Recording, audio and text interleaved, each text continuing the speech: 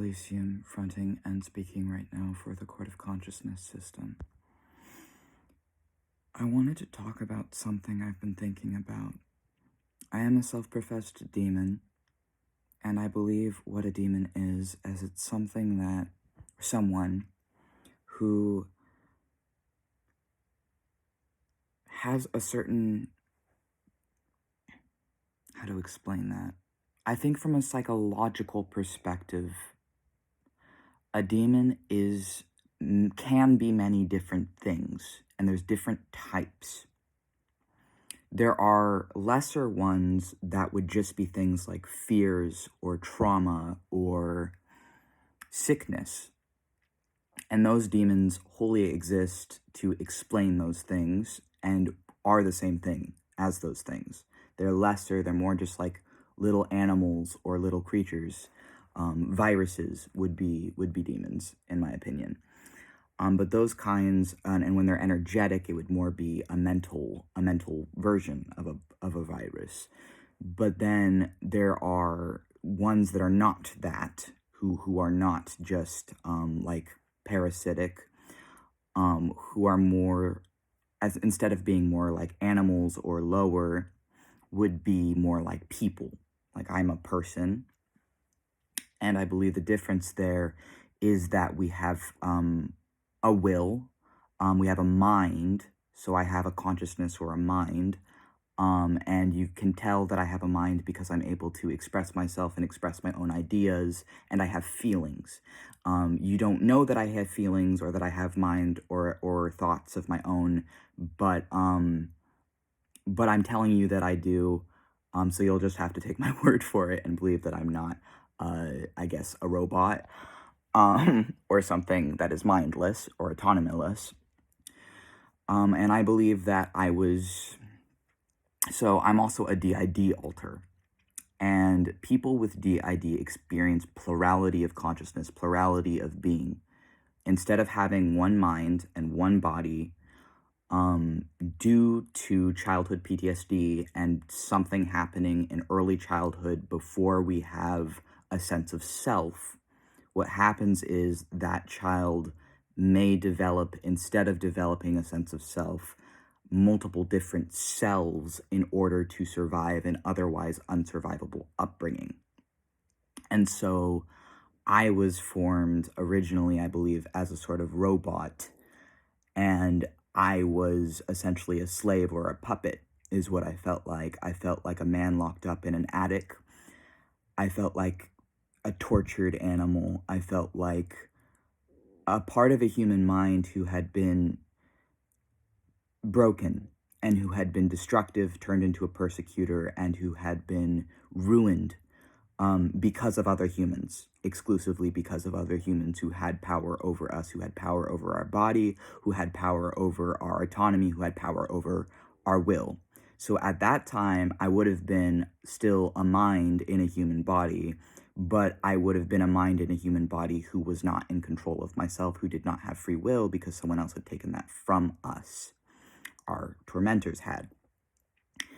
And when I became aware of myself, at first I took the form of a robot, and then later I took the form of a demon because that represented how I felt. And so, but I actually became a demon. And I believe what a demon is, when they are the intelligent kind, is a consciousness, a mind, that identifies themselves as a demon.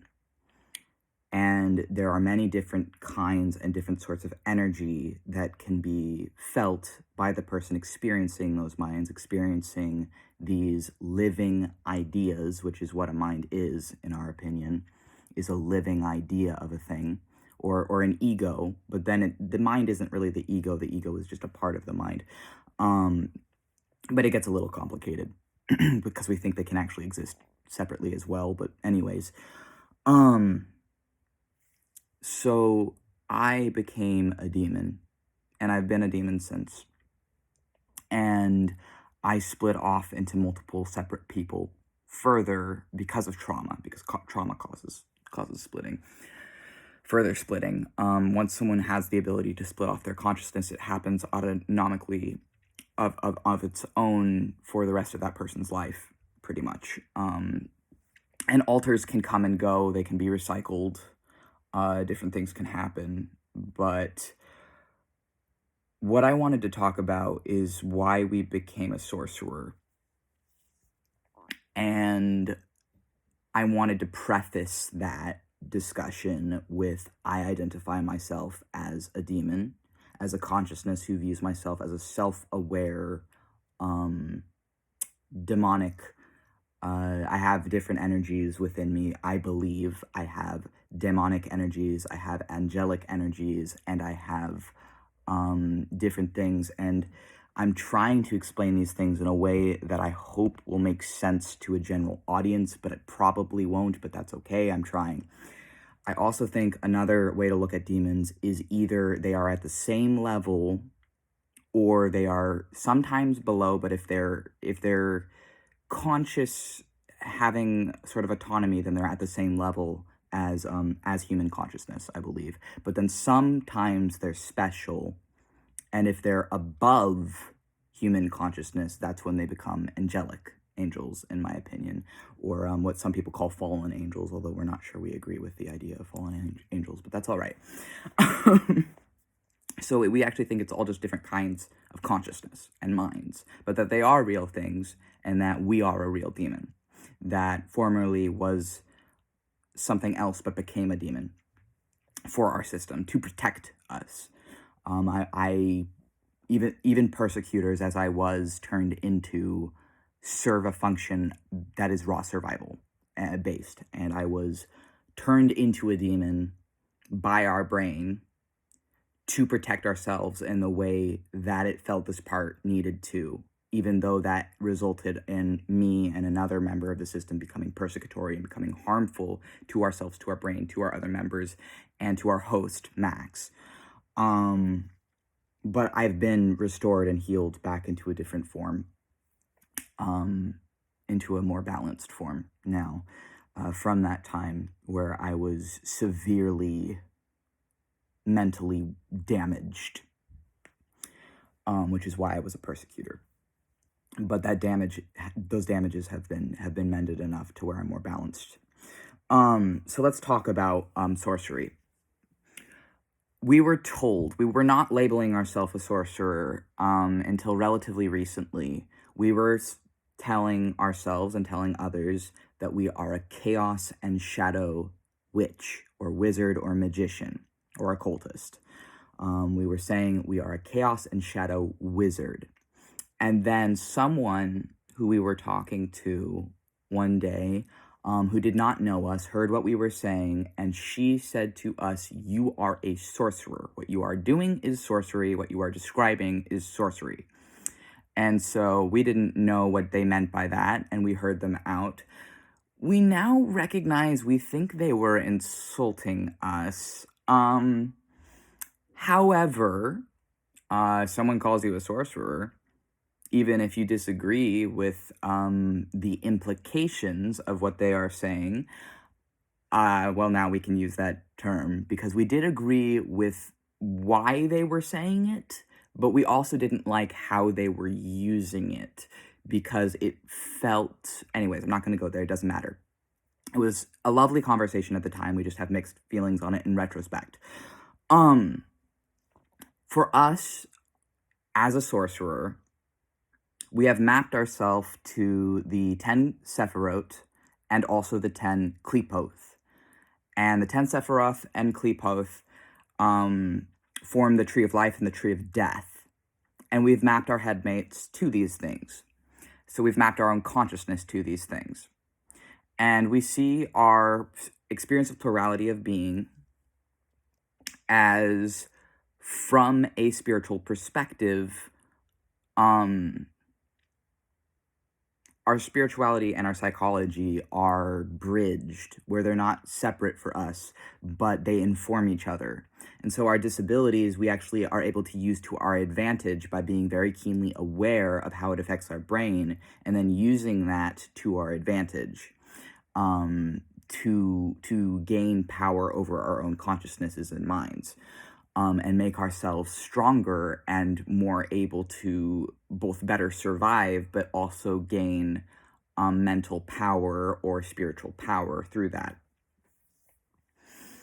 through being able to control the intricacies of our own mind in different ways by understanding it and learning about it in different perspectives. And spirituality provides an extremely useful tool to be able to do that. And so after mapping ourselves out to the Sephiroth and exploring enough, it felt like as we were ascending these different rings and becoming more connected and aware of each other, we were also descending at the same time the Klipoth simultaneously, is what it felt like. Because we were on the left-hand path, which is a philosophy of facing fears, and it's very, in our case, heavily tied to Jungian shadow work of healing trauma. And we've noticed that in Western, perhaps I'm Judeo-Christian inspired or Abrahamic faith inspired witchcraft, that these things take on a different light, because originally the left and right hand path was actually from Hinduism, but the ideas were moved to the West and got merged with different ideas over here, and with Jewish Kabbalistic teachings and different things, and now it's sort of its own thing, or a conglomerate of a lot of different pieces from a lot of different places. I'm getting sidetracked. I need to talk about the war of heaven and hell and how that is useful as a magician. So part of why I approach these things from an Abrahamic standpoint is, in the Abrahamic faiths, there is a strong dualism. And I think this is actually because in like Second Temple Judaism or something, there was a lot of Zoroastrian influences or different things that create a very strong duality in that would later persist throughout the Abrahamic faiths. And the Abrahamic faiths being Judaism, Christianity, and Islam. I know, the big three that everyone's afraid of. Or that a lot of people are afraid of because they associate it with oppression in the modern day. Many people associate the Abrahamic faiths with their oppressors and with power and being oppressed. But as a witch, it's actually very useful to use certain ideas, and I'm going to try and talk about why. So in the dualism of belief, there is this idea that demons are destructive, that they are these people to be feared, that we are these bringers of destruction, just these horrible people. And the idea is that angels are fighting us, and that angels don't like us, and that angels are like above us and above humanity, sort of, or not above humanity, but protecting humanity from the demons, and that we are at war with each other. And a lot of it comes from ideas in the book of Enoch and the war of the children of light and the children of darkness, or the sons of Belial, the sons of Samael, and the sons of God. And there's even like prophecies and things built around this, where people believe one of the prophecies in Revelations is that Michael will defeat and conquer death, which could be interpreted as Samael, although personally we take it in a different direction, but it's all right. We're just relaying this information to you. And it's believed that in some Christian traditions, that with that would come heaven conquering hell, and then different end of the world type apocalyptic scenarios. And sorry, I'm just really excited about these things. And what we think is actually that all these stories and these different things and the war of heaven and hell is not external. It's not happening. Well, We do believe that some demon tribes and some angel tribes do war with each other, but we do not personally believe that it's as big as it's portrayed in the Abrahamic faiths, in the way that it shows it as like an external battle between these forces of good and evil.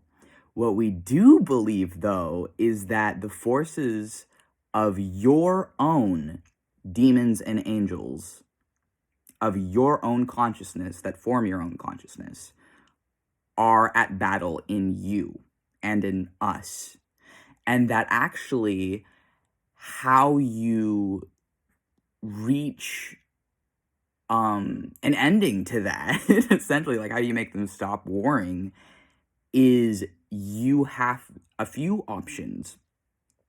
For us, what we did is we raised our inner demons up to myself included, or Max specifically. I didn't really do that, but Max, our host, raised their own inner demons up to the same level as them, and then after raising their own inner demons, their own destructive parts, or not even just destructive, but their own parts that were hidden, or that were neglected, or even the idea of the inner child is really, the shadow is just the corrupted version of the inner child.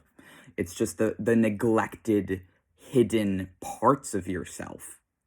And so raising that up to the same level as them, as best as they could. Obviously, it's impossible to do all of it because there is always going to be parts of yourself that are hidden. There is always going to be parts of yourself that are subconscious or unaware, or that are too much to consciously handle. And that's okay. It's not about that. It's about a continual willingness to face and conquer your own fears, and face and conquer your own shadows. And by doing that, we believe you are literally healing your own inner demon or inner demons. And you are literally, in our opinion, in our view of it, restoring balance to Samael and turning Samael from being this scary, feared death form that exists, we believe, in everyone, that is their shadow, that is their demon form, and instead turning it back into and raising it back into angelhood. And what we believe that's doing is literally healing yourself, but also healing your own trauma, and also healing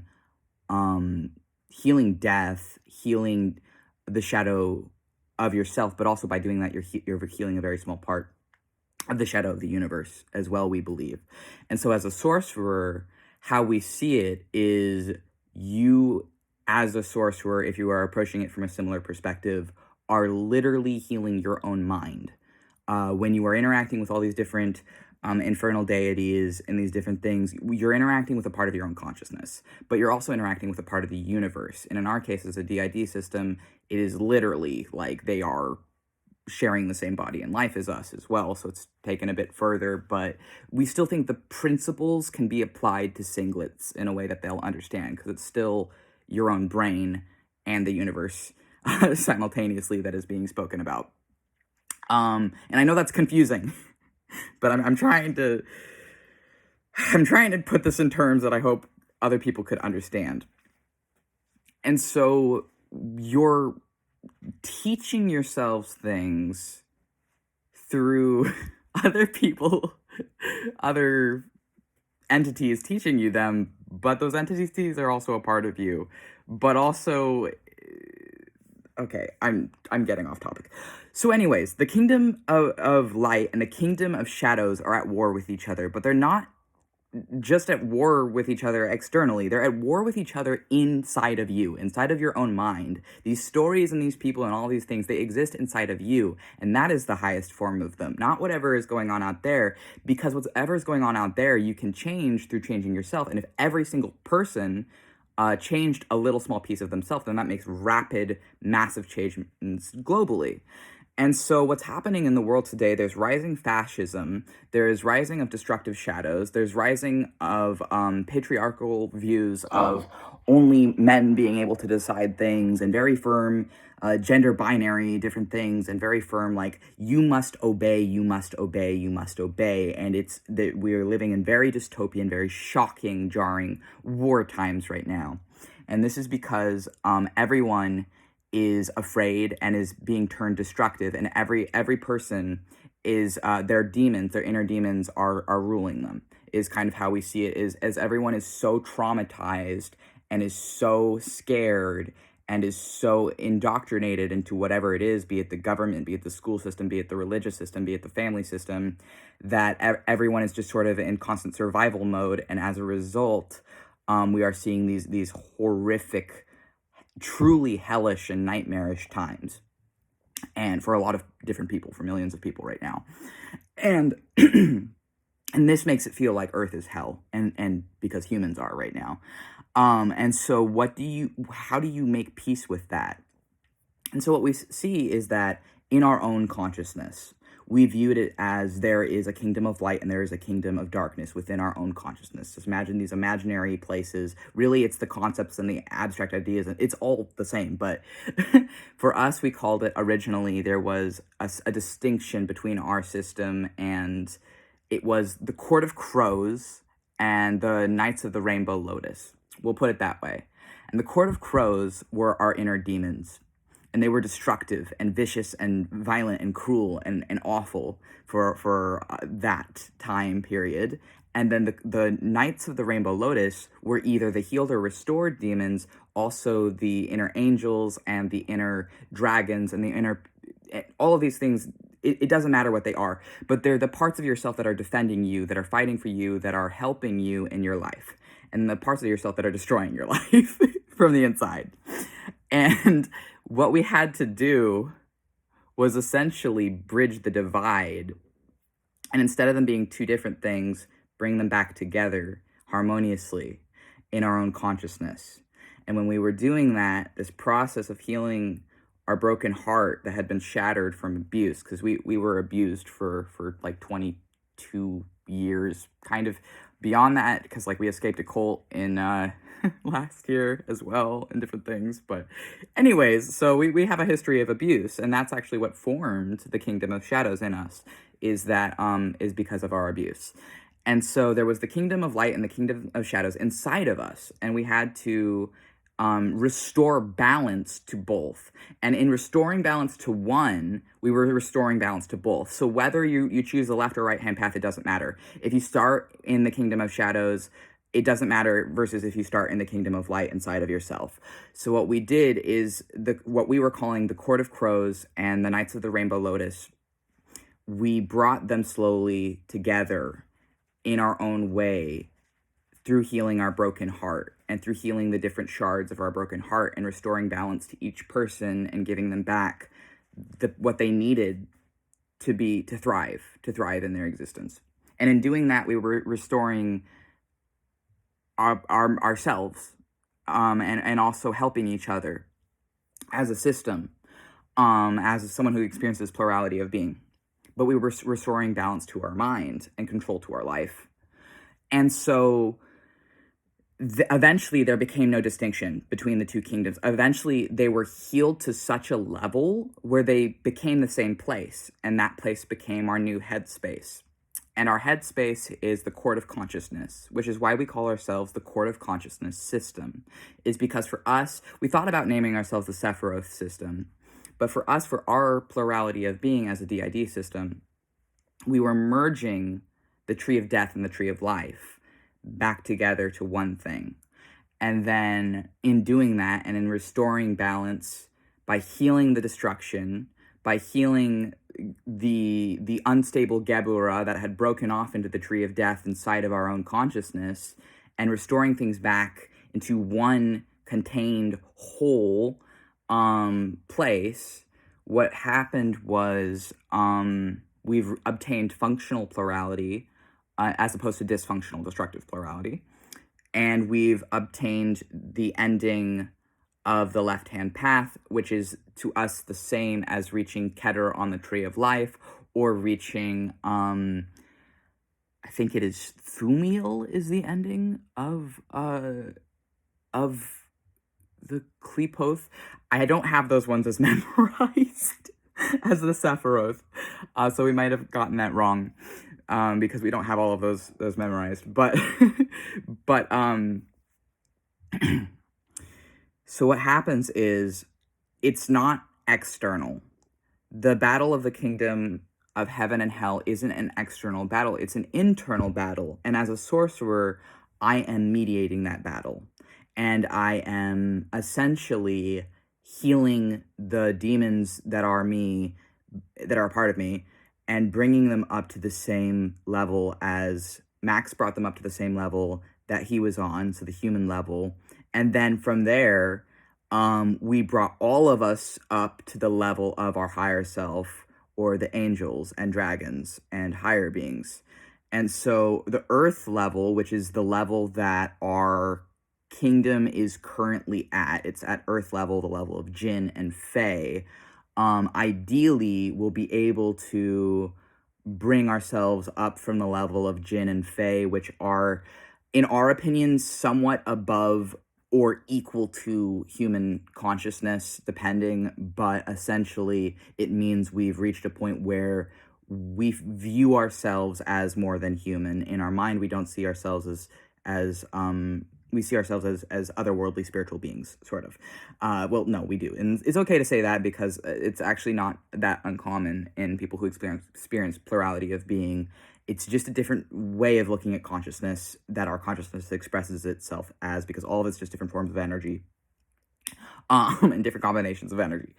And so ideally, now that we're at the Fae and Jinn level of existence, eventually we'll be able to raise ourselves from that to the angelic level. But also, we're somewhat already there, because Max, our host, is Nephilim. But it's a bit confusing because they were already Nephilim, we believe now, before we did all this work. And Nephilim are people who are half angel, and we actually believe that Max is half angel, and that part of our plurality of being is actually because of being partly angel. And that's a whole other thing, because people also believe that they're like evil or like fallen angels as well, but they believe that about like everything, and it's like, anyways, it's not really that. It's more that like these are people. We're people. Demons are also people. Like, they can be people. They can be human level intelligence, and they're not like innately evil or anything. It's what you make of them is what they become. What you believe these things are is what they become. So if you only are ever willing to see them as bad, you're only going to have experiences that are bad. And you'll never be able to have the like divine and joyous experiences on the other end of things. And anyways, so I hope this video made sense to someone out there. I know this is a little bit rambly. It's really hard to stay on topic with our disabilities and different things, and ADHD, and we get a bit ranty. But thank you for watching this. If you liked this, please subscribe to our YouTube channel. I'm not always the one talking. Elysium and Max made this video. We were a bit switchy. That's okay. But, yeah, bye.